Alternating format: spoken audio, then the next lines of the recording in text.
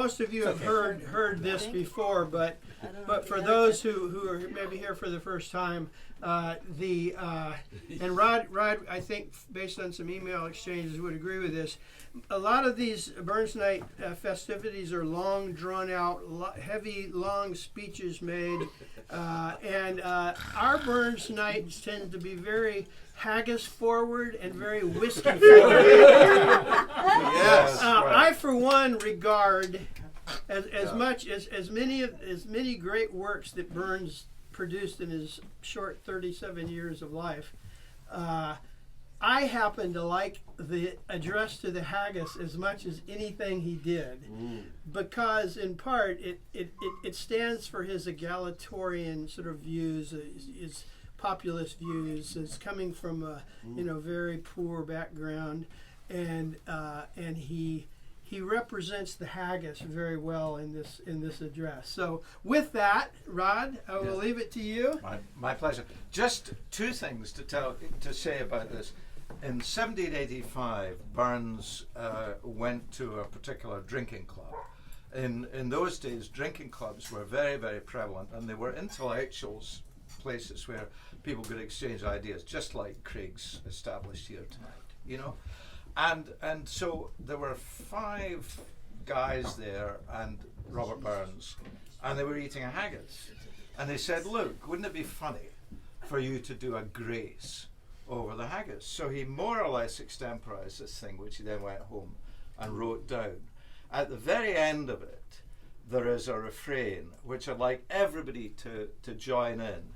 It's the very last line, and you'll hear me say, "Gie her a haggis," and I'd like everybody to shout that as loud as possible when we get to that line. There are some language here which I'll kind of explain, if I may, as we go through. So, without further ado, let me kind of kick off.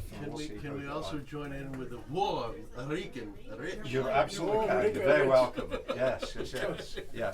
So bear in mind, this is an ode to a piece of fine Scottish butchery, and it begins with the puzzling. I might just say one other thing. It begins with an incredibly puzzling line: "Fair fa, your honest sonsy face." Fair fa is something that never gets the right attention. It means good luck to you. So good luck to you, and good luck to you. Okay. Fair fa, your honest sonsy face. Great chieftain o' the puddin' race. Aboon the ma, ye tak your place. Pinch, tripe, or therum. Whale are ye wordy o' a grace, as lang's my Aaron. So what precedes is a grace as long as my arm, you see. The groaning trencher, which is this, there ye fill. Your hardies, which is your pips, like a distant hill. Your pin, and you might just see a pin here. It's a little bit of metal that holds it closed. It's either a pin or a bit of string. Your pin would serve to mend a mill in time of need, while through your pores, and this is demonstrating that beautifully, the dews distill like amber bead. So, this is the action bit. His knife, see, rustic labour, that's me, dicht, and cut ye up, we're ready, slecht, cutting your gushing entrails brecht as on a ditch. Then, oh, what a glorious sight, warm, reeking, rich.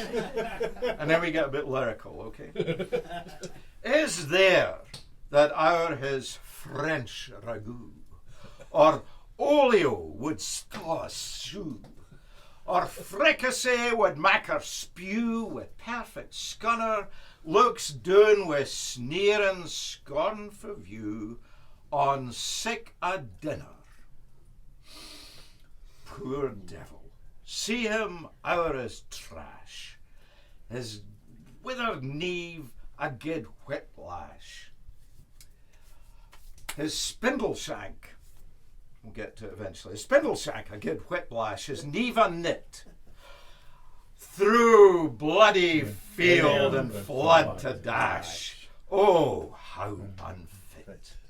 But Mark the rustic, this is like Popeye, Haggis fen, the trembling earth resounds his tread. Slap in his woolly kneve a blade, he'll mak it whistle, and heads and arms and legs will sned like taps o' thistle. Ye powers, wha mak mankind your care, and dish her out her bill o' fare. All Scotia wants nae skinking ware that joups and luggies.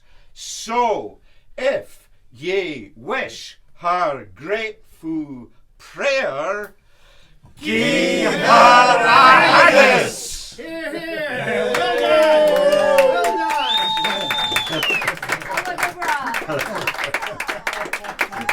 Now say that backwards. Dougie, you have your work cut out for you now. Now you know how it should have been for the last 12 years. That's true. That was excellent. That was great fun. Thank you. I mean, He relishes that, doesn't he? Yeah. He does. That was amazing. the language sounds kind of really difficult to get through. Say again?